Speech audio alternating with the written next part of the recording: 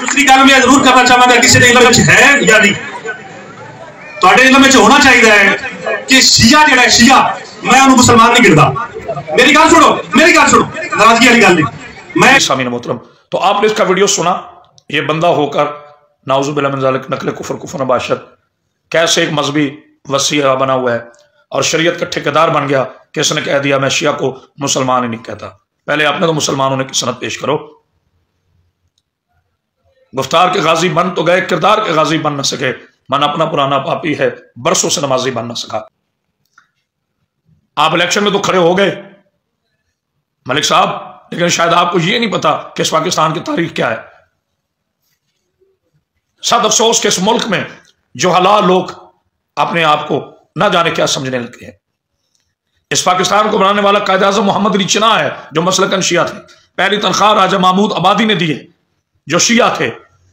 تو کہہ رہا ہے کہ میں تو شیعہ کو مسلمان نہیں سمجھتا واہ شیعہ کا ووٹ حرام ہے شیعہ کا نوٹ حلال ہے کیونکہ آپ کے جیب میں جو نوٹ ہے نا جس کے لیے ماشاءاللہ آپ اتنا بڑا الیکشن لڑ رہے ہیں اور تقدو کر رہے ہیں آپ کی جیب میں جو ووٹ ہے آپ کی جیب میں جو نوٹ ہے نا اس پہ قائد اعظم محمد علی جناح کی تصویر ہے اور قائد اعظم محمد علی جناح شیعہ مسلک سے تھے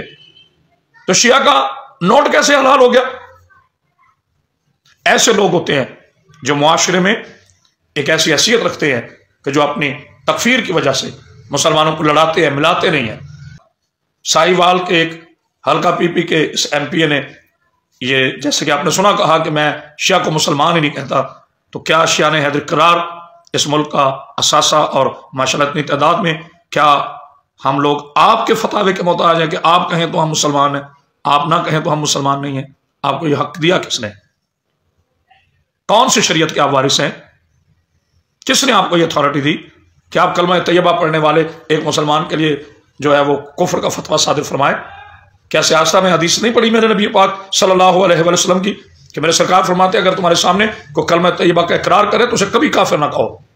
آپ نے یہ بات کہہ کے ایک مسلک کا نہیں میرے رسول کا دل توڑا ہے میرے نبی پاک صلی اللہ علیہ وآلہ وسلم نے تو پتھر مارنے والوں کو بھی جواب میں پتھر نہیں مارا آپ کس نبی کے امتی ہیں اور آپ کیا کردار ادا کر رہے ہیں اس موضوع کا تعلق نون لیگ سے ہے ہم سیاستدان نہیں ہیں ہم سیاسی نہیں ہیں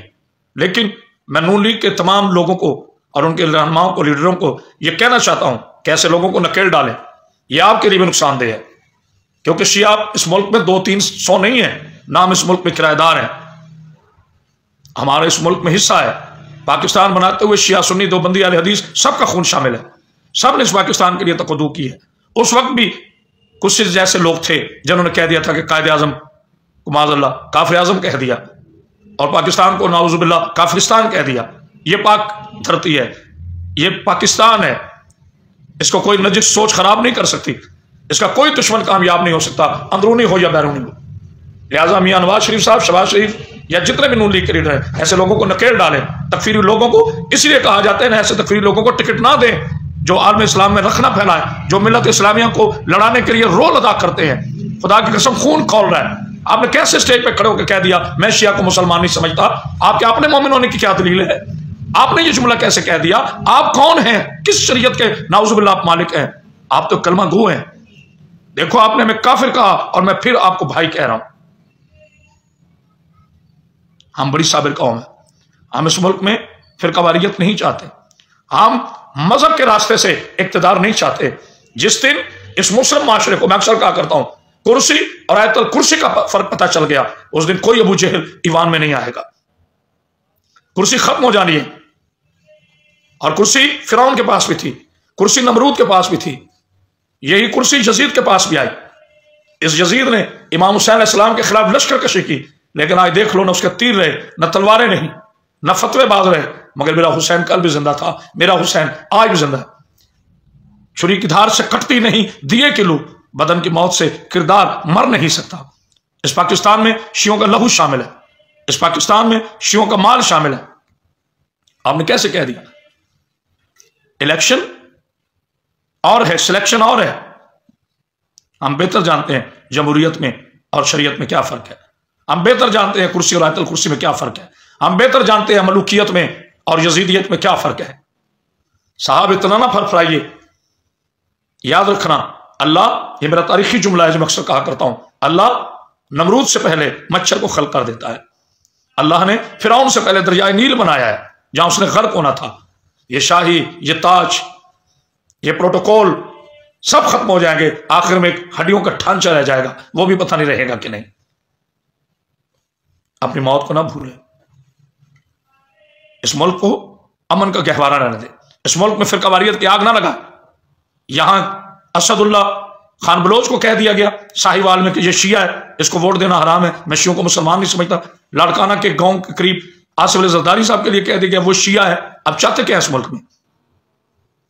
इस मुल्क के माहौल को खराब ना करें। यह शिया सुन्नी देवबंदी सबका मुल्क है, सब पाकिस्तानी, हम सब का एहतराम करते हैं। हमारे साथ उलमाए अहले सुन्नत भी खड़े होते हैं,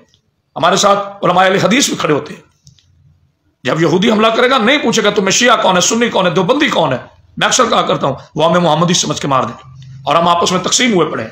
और ऐसे ऐसे लोग होते हैं जो मुआशरे में फिरका फैलाते हैं और तअस्सुब फैलाते हैं। पूरी शिया कौम सलाह एहतजाज है, और जब तक इस बंदे के खिलाफ कानूनी कार्रवाई नहीं होती या इसकी रुकनीयत कैंसिल नहीं होती या इसका जो टिकट है वो वापस नहीं होता, शिया कौम चैन से नहीं बैठेगी। इन दुआओं के साथ कि अल्लाह मेरे पाकिस्तान को सलामत रखे। और मैं ये बात मिन्नत करके नहीं कर रहा, मैं ये बात एहतजाज अपना रिकॉर्ड करवा रहा हूं। हम किसी से खौफजदा नहीं है, ना हमने किसी को माना है। हम अपने अल्लाह को मानते हैं, उसके रसूल अल्लाह को मानते हैं, उसकी आले तहार को मानते हैं, नबी पाक सल्लल्लाहु अलैहि वसल्लम के पाकीज़ा मुकद्दस बावफा सहाबा की इज्जत के कायल हैं और या की इज्जत के कायल हैं। और हम कभी भी इस मुल्क में ना चाहेंगे कि यहां पर फिरकावारियत फैले या कोई ऐसा माहौल बने जिससे मेरे पाकिस्तान को खतरा हो। इन दुआओं के साथ कि अल्लाह मेरे पाकिस्तान की हिफाजत फरमाए। वस्सलाम तो फैयाल।